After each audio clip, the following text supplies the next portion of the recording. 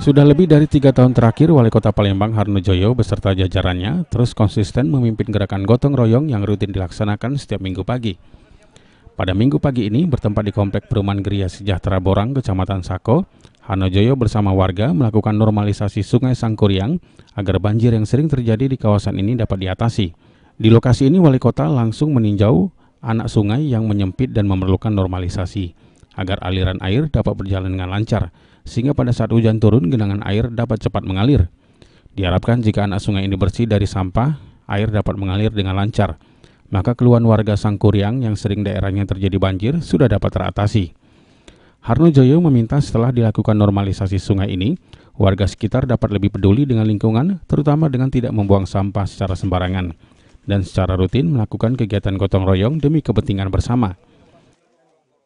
Hari ini alhamdulillah kita melaksanakan kegiatan rutin kita, yaitu gotong royong di Sangkuriang, di anak sungai Sematang Orang ini merupakan satu sungai yang menjadi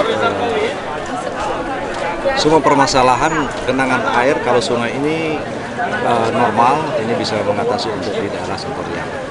Tadi kami lihat secara umum sungai itu bagus, tetapi kami berharap ke depan ini mari ya kita sebagai masyarakat untuk peduli dengan lingkungan kita. Jadi paling tidak sampahnya kita bersihkan. Jadi ada beberapa yang jadi permasalahan karena gorong-gorong.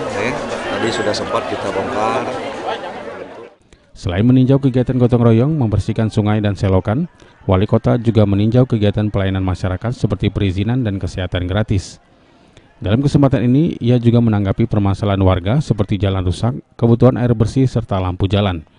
Harnojoyo menjanjikan dalam waktu dekat dinas terkait akan menyelesaikan permasalahan warga di kawasan ini. Julius Lumbankaul, PAL TV.